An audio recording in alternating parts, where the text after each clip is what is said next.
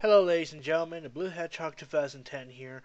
Finally, getting around to the game that I wanted to get around to for quite a while. I was originally gonna continue with episode 4, but I decided that altogether I'm gonna go ahead and scrap the whole playthrough altogether and just start fresh. So now we're back in episode 1. It's about time. So with that said, let's go on ahead and, let's go on ahead and check the settings first. I'm pretty sure the subtitles aren't on, and I want them to be on, just in case. Okay, that looks good. This also looks good. And, okay, so now with the subtitles on, we can actually go on ahead and get started. So let's go on ahead, start a new game. No thanks. And yeah.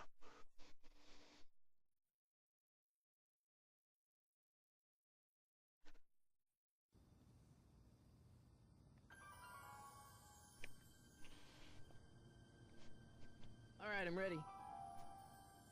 Good evening. I'm Dr. Emmett Brown. I'm standing on the parking lot at Twin Pines Mall. It's Saturday morning, October 26th, 1985, 1:18 a.m. And this is temporal experiment number 1. Come on, Einie. Hey, boy, get in there. That a boy. In you go. Get down. Get your seatbelt on. That's it. Whoa, whoa, whoa. Okay. Please note that Einstein's clock is in precise synchronization with my control watch. Got it? Right, check, Doc. Good. Have a good trip, Einstein. Watch your head.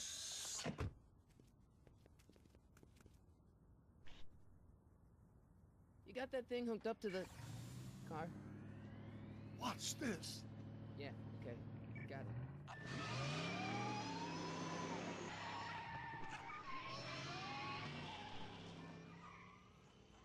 Not me. The car. The car.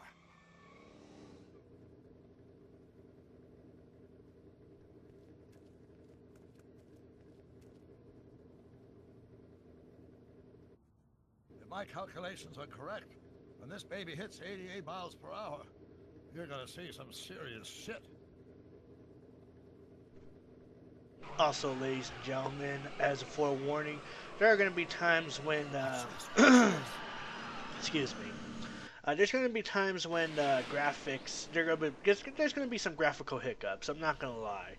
And I mean, this is Telltale Games, and if you have played Back to the Future or The Walking Dead or whatever, then you already know what's gonna happen here. But it's the same for the console versions, and well, it's okay. I've grown used to it, but enough little sidetracking. Let's go ahead and get started here. Ah, Jesus Christ. Jesus Christ, Doc. You disintegrated Einstein. Calm down, Marty. I didn't disintegrate Now, as you can anything. tell, we do have our returning voice actors, Christopher Lloyd playing as Doc Brown, and, well, believe it or not, Michael J. Fox is not voicing Marty McFly here. We actually have a new actor. His name is AJ. I don't know his last name, but his first name is AJ. And to be honest, I actually do enjoy AJ's acting for Marty McFly. It's just Wait a minute, it's Doc. just tremendous. Are you telling me that you built a time machine out of a DeLorean? The way I see it, if you're gonna build a time machine into a car, why not do it with some style? Besides, the stainless steel construction made the flux dispersal. Look out! Deja vu, anyone?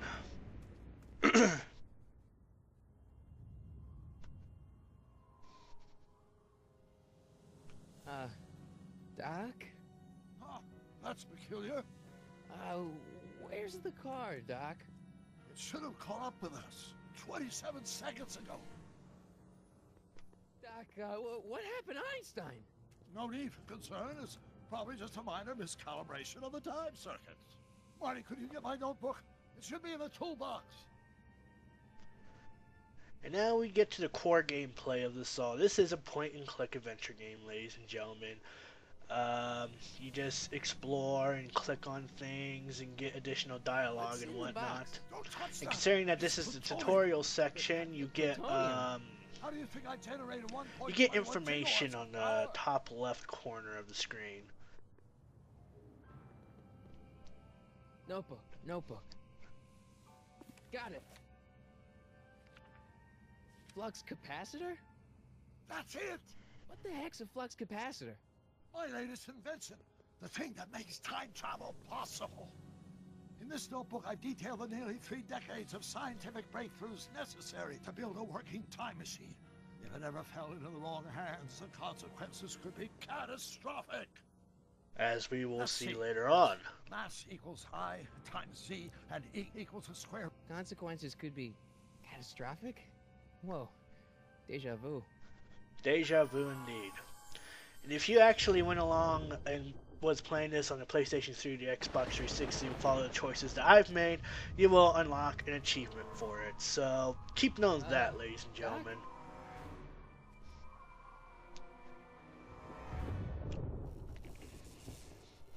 Great Scott! Doc, what is it? I've made a horrible mistake.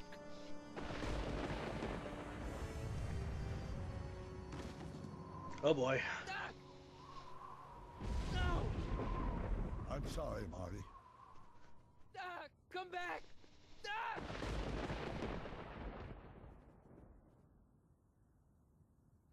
Doc!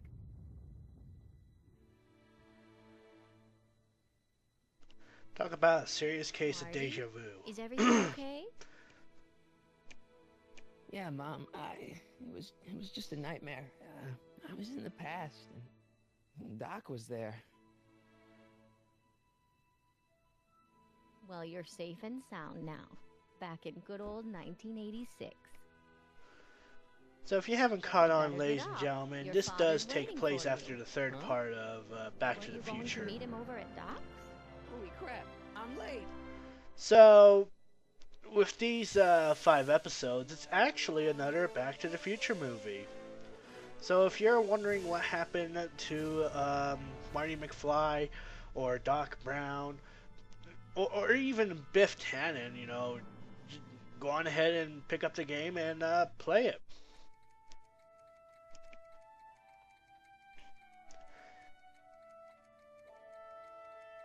I know when I think I first saw this on a trailer. I think a friend of mine sent me a link to this trailer for the Back to the Future Episode 1, and you know, I've made no hesitation to make it on my to-do list to pick up the game because, you know, I really do love Back to the Future as a whole, and just knowing that there's going to be a game based off of the movie that's going to take place after the events of the third part of Back to the Future. It's just really mind-boggling, and it made me curious enough to pick up the game, and lo and behold, you know, here I am still playing it to this day.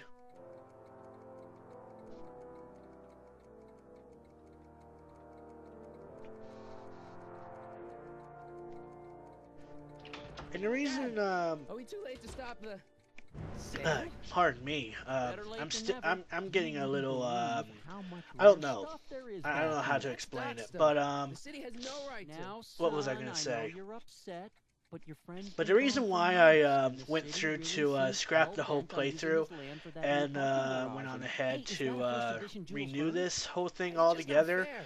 it's just that, you These know, things can't get any worse. I felt that the quality I used back then for the microphone could have been a lot better, and I did sound kind of dull throughout my playthrough so far.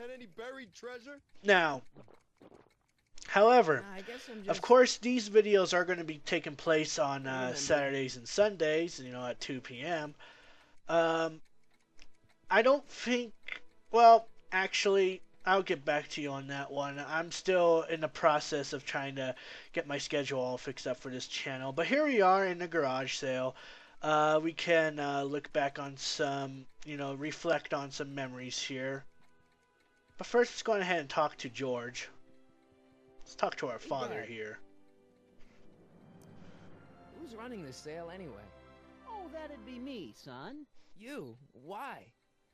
Well, once it became apparent that the bank was going through with the sale, I volunteered to oversee it in order to make sure that Doc's stuff would be treated with a modicum of respect.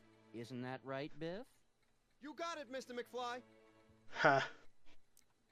I'm telling you, this sale is a joke. Doc's only been gone for a few months, and I happen to know. Yes, he told us he's not dead. He's on a trip. Let's say you're right. Have you considered very that this long may trip. not have been entirely voluntary? I hate to say it, but Doc's run up some pretty sizable debts around town. Maybe he's just hiding from his creditors. I hope that's not the case. You got Doc wrong. Sure, maybe he's not so good with money. That's just because his mind's always on bigger things. But he's still a straight-up guy. He'd never run away from his problems. Well, you know him better than I do, son. But the bank is within its rights to sell off his stuff. Maybe you should try to find some things to remember him by before Biff grabs them all. What's Biff doing here? He wasn't a friend of Doc's. It's a public sale, Marty. Everyone's allowed. Even Biff. Yep. Do you think dreams can predict the future? Well, you know I don't go in for that mystical stuff, but I do think they can reflect how you're feeling about the future. What did you dream? Oh, just weird stuff about. No, I have That's not, you understandable, fucking don't you annoying think? tutorial pop-up. I guess, I was but just enjoying I the feel like he was fucking telling me conversation I'm having with my father, for Christ's sakes. Leave me alone. Keep looking around. Thanks, Dad. Jesus Christ. Alright, so. You can reflect on some memories by clicking on these clocks and this dog feeder and even this little fish tank. These won't become relevant until later on in this episode, I assure you, ladies and gentlemen. At least the fish tank will, anyway. But let's get this annoying fucking... you know what? I'm going to talk to Biff real quick. I don't care about this tutorial pop-up. Hey, Biff. Oh, hi, Marty. What are you doing here? Well, I was as bummed as anybody to hear that the old nutcase had kicked it. He's not. But I'm not above picking through the remains. You know what they say. Don't look a gift horse in the butt. I don't recall anyone saying that. Doc's not dead, you know. He's still around. Oh, really? Do you see him around here? No. I'm looking for something, in particular. Yeah? Something valuable?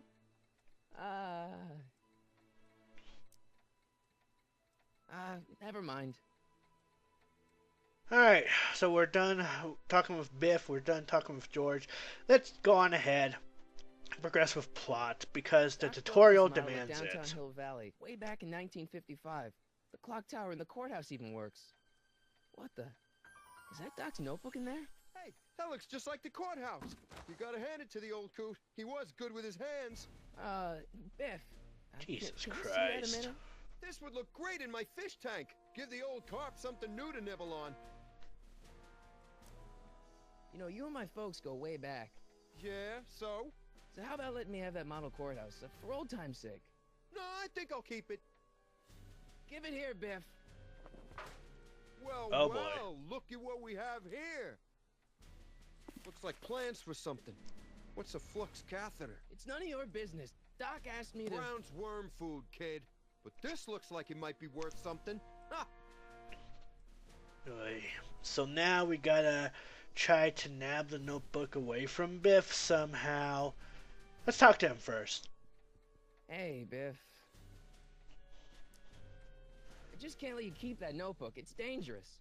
What, is it set to explode or something? Well, in a way. I'll take my chances.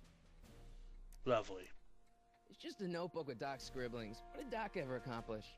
Nothing. Then it's worthless, right? If it was really worthless, you wouldn't want it so bad. Touche. I only want that notebook because, well, I'm sentimental. It's like a piece of Doc. Doc's dead. Time to get over it and move on. Asshole. That notebook wouldn't mean anything to you. You wouldn't even understand what's in it. You calling me ignorant? I'll pay you for it. How much? Not enough. Okay, well, we did all we never could. mind.